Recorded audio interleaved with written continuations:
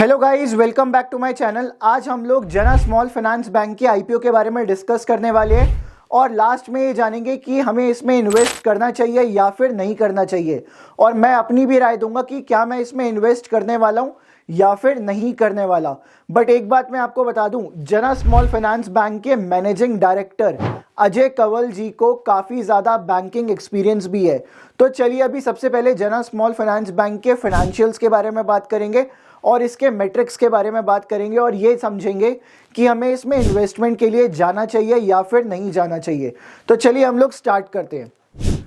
सबसे पहले देखते हैं जो जना स्मॉल फाइनेंस बैंक है इसका इशू टाइप कैसा है। इसका इशू टाइप है बुक बिल्ड मेथड से। आज के टाइम पे जितने भी मैक्सिमम आईपीओज आते हैं ना, वो बुक बिल्डिंग मेथड से ही आते हैं। बट वहीं अगर मैं बात करूं इसका इशू साइज कितना है, मतलब ये कितना फंड रेस करना चाह रहे हैं। जो इशू साइज है जना स्मॉल फाइनेंस बैंक के आईपीओ का, वो है ₹570 करोड़। और कितने शेयर्स ये ऑफर कर रहे हैं इशू के अंदर, जो ये नंबर ऑफ शेयर्स ऑफर कर रहे हैं वो है 1,38 लाख। इतने शेयर्स ये ऑफर कर रहे हैं आईपीओ के अंदर। बट वहीं अगर मैं बात करूं, जो इशू साइज आता है ना, बेसिकली इसके दो पार्ट्स होते हैं। जनरली इसके दो पार्ट्स होते हैं। पहला होता है यहाँ पे फ्रेश इशू, जो कि नए शेयर्स इशू किए जाते हैं। सबसे पहला पार्ट क्या है? फ्रेश इशू, जो कि नए शेयर्स इशू किए जा रहे हैं किसकी साइड से? जना स्मॉल फाइनेंस बैंक की तरफ से। वहीं अगर मैं बात करूं इसका दूसरा पार्ट, इसका सेकंड पार्ट होता है ऑफर फॉर सेल, जहां पे एग्जिस्टिंग इन्वेस्टर्स या प्रमोटर्स अपने शेयर्स को ऑफलोड करते हैं और उसी को कहा जाता है यहां पे ऑफर फॉर सेल। ओएफएस के अंदर कितने शेयर्स आ रहे हैं और फ्रेश इशू कितना आ रहा है, ये मैं अभी आपको बताता हूं। यहां पे जो फ्रेश इशू है वो आ रहा है टोटल 1,12 लाख शेयर्स का, और इसका जो टोटल वैल्यू अमाउंट है वो है ₹462 करोड़। इस वैल्यू के ऊपर 1,12 लाख शेयर्स इशू किए जा रहे हैं। अगेन अब हम लोग बात करते हैं ऑफर फॉर सेल के बारे में। ऑफर फॉर सेल में टोटल शेयर्स दिए जा रहे हैं 26 लाख, और इनका जो अमाउंट है वो है 108 करोड़। ये अमाउंट अप्रॉक्सीमेट है, इतना एग्जैक्ट नहीं है, इससे हल्का फुल्का ऊपर नीचे है, ज़्यादा नहीं है, हल्का फुल्का ऊपर नीचे है। जैसा कि आप देख सकते हैं 570 करोड़ में से फ्रेश इशू है 462 करोड़ का, और जो ऑफर फॉर सेल है वो है 108 करोड़ का। तो चलिए अभी हम लोग यहाँ पे आगे चलते हैं और ये देखते हैं ये वाला आईपीओ कब ओपन हुआ और कब ये क्लोज होने वाला है और आप इसमें कब इन्वेस्ट कर सकते हो। तो चलिए अभी हम लोग आगे चलते हैं। तो चलिए गाइज अभी हम लोग देखते हैं ये वाला आईपीओ कब ओपन हो रहा है। आईपीओ ओपन हुआ था 7 फेब को, जो कि कल था। 7 फेब 2024 को ये आईपीओ ओपन हुआ। अब अभी हम लोग देखते हैं ये वाला आईपीओ क्लोज कब हो रहा है, कब तक आप इसमें अप्लाई कर सकते हो। ये आईपीओ क्लोज हो रहा है 9 फेब को, और आप इसमें अप्लाई कर पाओगे शाम को 5 बजे तक बाय यूपीआई मैंडेट अवेलेबल है शाम को 5 बजे तक, तो आप वहां पे अप्लाई कर सकते हो शाम को 5 बजे तक। अब अगर मैं बात करूं अलॉटमेंट ऑफ शेयर्स कब होगा, अलॉटमेंट कब मिलेगा, अलॉटमेंट इसका मिल रहा है 12 फेब को।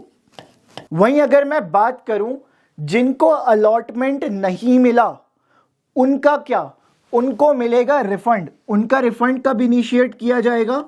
उनका रिफंड इनिशिएट किया जाएगा 13 फेब को। अब जिनको अलॉटमेंट मिल गया, जिनको शेयर्स मिल गए, उनके डीमैट अकाउंट में शेयर्स आएंगे। अब तो वो किस डेट को आएंगे?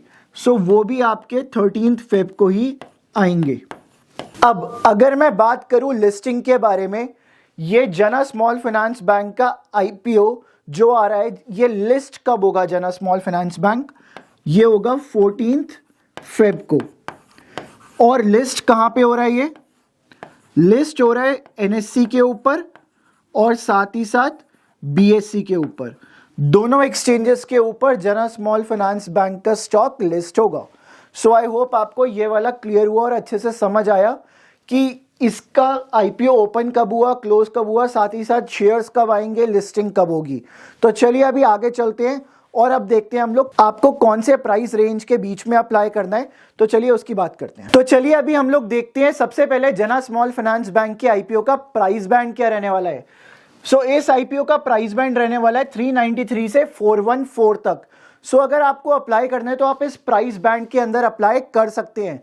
बट अगर आप मेरी बात माने तो प्लीज अगर आप अप्लाई करने जा रहे हो तो आप इस पे ही अप्लाई करो, आपको यहाँ पे आईपीओ लगने के चांसेस हाई हो जाएंगे आपके।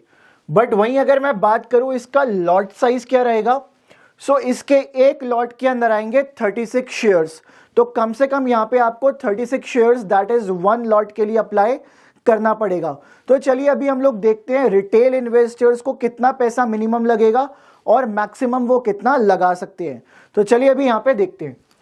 सो जैसे हम लोग हैं ना, आप हो गए, मैं हो गया, हम लोग रिटेलर्स हैं, ठीक है। हमारे पास इतना पैसा नहीं होता कि हम लोग बड़ी कैटेगरी में जाके इन्वेस्ट कर सके। सो अभी हम लोग यहाँ पे रिटेल कैटेगरी में इन्वेस्ट करते हैं। तो रिटेलर को ना कम से कम एक लॉट लेना पड़ता है। कितना लॉट लेना पड़ता है? कम से कम 1 लॉट के लिए तो अप्लाई करना पड़ेगा। और अगर आप 1 लॉट के लिए अप्लाई करोगे तो आपका कितना पैसा लगेगा? 14,904 रुपए आपके लगेंगे कम से कम। जो रिटेलर्स होते हैं ना उनको अराउंड 15,000 के आसपास मिनिमम इन्वेस्ट करना होता है। 15,000 के आसपास उनकी मिनिमम इन्वेस्टमेंट रहती है। बट वहीं अगर मैं बात करूं रिटेलर्स की मैक्सिमम इन्वेस्टमेंट, जैसे आप हो गए, मैं हो गया, हम लोग मैक्सिमम कितना इन्वेस्ट कर सकते हैं? हम लोग मैक्सिमम 2 लाख रुपए तक ही इन्वेस्ट कर सकते हैं रिटेल कैटेगरी के अंदर।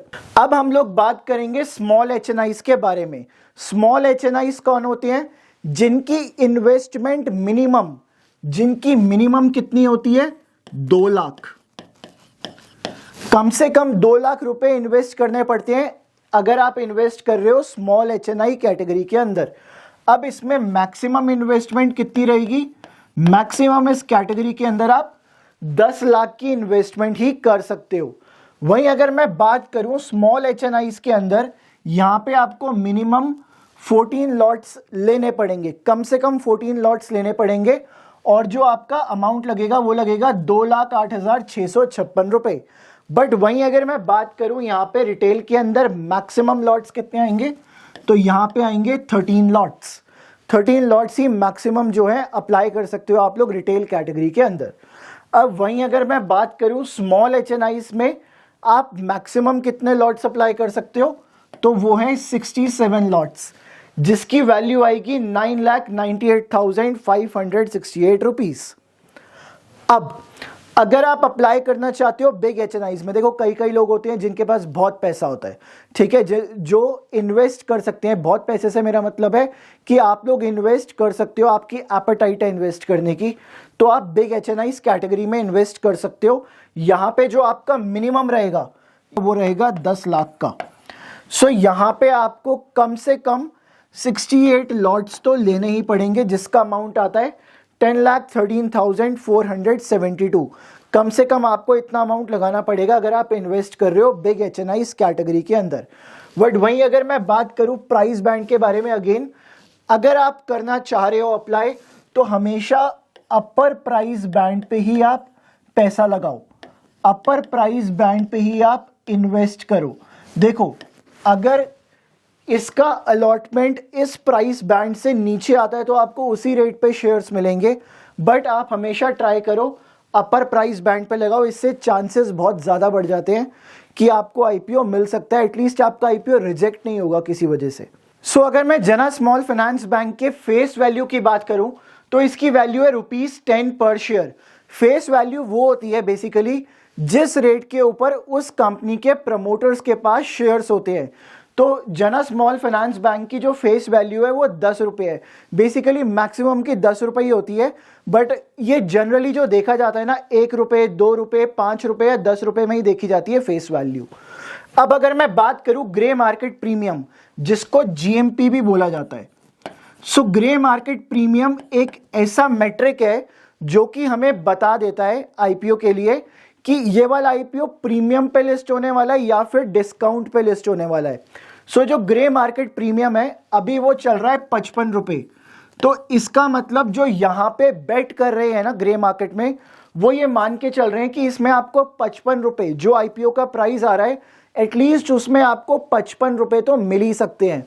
तो मतलब कितने परसेंट का, ऑलमोस्ट 13.3% का आपको प्रीमियम मिल सकता है इस आईपीओ के अंदर, ऐसा ग्रे मार्केट प्रीमियम दिखा रहा है। सो गाइस, अगर मैं बात करूं, इस कंपनी के मैनेजिंग डायरेक्टर हैं अजय कंवल, जिनका काफी अच्छा एक्सपीरियंस है बैंकिंग सेक्टर के अंदर। इन्होंने स्टैंडर्ड चार्टर्ड बैंक और जनलक्ष्मी बैंक के साथ भी काम किया हुआ है। बट वहीं अगर मैं बात करूं इस बैंक के क्रेडिट कॉस्ट के बारे में, तो इस बैंक का क्रेडिट कॉस्ट काफी ज्यादा हाई है, जो कि एक नेगेटिव फैक्टर तो डेफिनेटली है इस आईपीओ के अंदर। और दूसरी चीज मैं बात करूं, यहाँ पे इस बैंक की जो इनकम होती है नेट इंटरेस्ट मार्जिन से, एनआईएम से, वो काफी ज्यादा लो है। तो ये भी एक नेगेटिव फैक्टर है। बेसिकली कोविड के बाद से इनके फाइनेंसेस काफी ज्यादा ऊपर नीचे होने लगे। सो इसीलिए ये कुछ नेगेटिव फैक्टर्स हैं इस बैंक के बारे में। तो अभी आगे चल के डिस्कस करते हैं कि ये वाला आईपीओ अब आपको लेना चाहिए या फिर नहीं लेना चाहिए। सो गाइज, अगर मैं बात करूं इस बैंक के एक पॉजिटिव के बारे में, सो मेरे को ये काफी अच्छा पॉजिटिव लगा इसका। जो इसका प्राइस टू बुक वैल्यू है वो है 1.28 के प्राइस टू बुक वैल्यू की वजह से इन्होंने, मेरे को ऐसा लगता है कि अपने इन्वेस्टर्स के लिए काफी अच्छी वैल्यूएशन छोड़ी है यहाँ पे। बट वहीं अगर मैं बात करूं इसमें आपको इन्वेस्ट करना चाहिए या फिर नहीं करना चाहिए, अब मैं अपनी अगर बात करूं यहाँ पे कि मैं इसमें इन्वेस्ट करना चाहूंगा या नहीं करना चाहूंगा, तो मेरा टेक है यहाँ पे कि ये सिर्फ रिस्क टेकिंग इन्वेस्टर्स के लिए ही अच्छा आईपीओ हो सकता है। बेसिकली मैं यहाँ पे अवॉइड करना चाहूंगा इस आईपीओ को। अगर यहाँ पे मेरे को लिस्टिंग गेन मिला भी तो वो मेरे को लगता है एक बहुत छोटा लिस्टिंग गेन हो सकता है, और साथ ही साथ मेरे को ये आईपीओ थोड़ा सा रिस्की भी लग रहा है इस टाइम के ऊपर। तो अगर मैं पर्सनली बात करूं तो मैं अभी के लिए इस आईपीओ में इन्वेस्ट नहीं करना चाहूंगा। बट आप लोग मेरे को कमेंट सेक्शन में बताइए कि आपका एनालिसिस क्या कहता है। अगर आपका एनालिसिस कहता है कि आप इसमें इन्वेस्टमेंट के लिए जा रहे हैं, तो आप क्यों जा रहे हैं उसका मेरे को एक लाइन में रीजन भी लिख के बताइएगा। बट वहीं अगर मैं बात करूं, अगर आप इसमें इन्वेस्ट करने नहीं जा रहे, तब भी मेरे को बताना इनमें से आपको कौन सी बात अच्छी लगी जिसकी वजह से आप इन्वेस्ट करने नहीं जा रहे इस आईपीओ के अंदर। बट ध्यान रहे, अगर आप इन्वेस्ट करते हैं या नहीं करते हैं, दैट इज आपका खुद का रिस्क है वो, क्योंकि यहाँ पे आपको लिस्टिंग गेन मिल भी सकते हैं। सो मैं यहाँ पे पर्सनली अवॉइड कर रहा हूँ इस आईपीओ को। अगर आपको ये वाला वीडियो पसंद आए तो प्लीज इसको लाइक कीजिए और अपने फ्रेंड्स के साथ शेयर कीजिए। सो चलिए मिलते हैं ऐसी अगली वीडियो के अंदर। Thank you so much. Have a nice day everyone.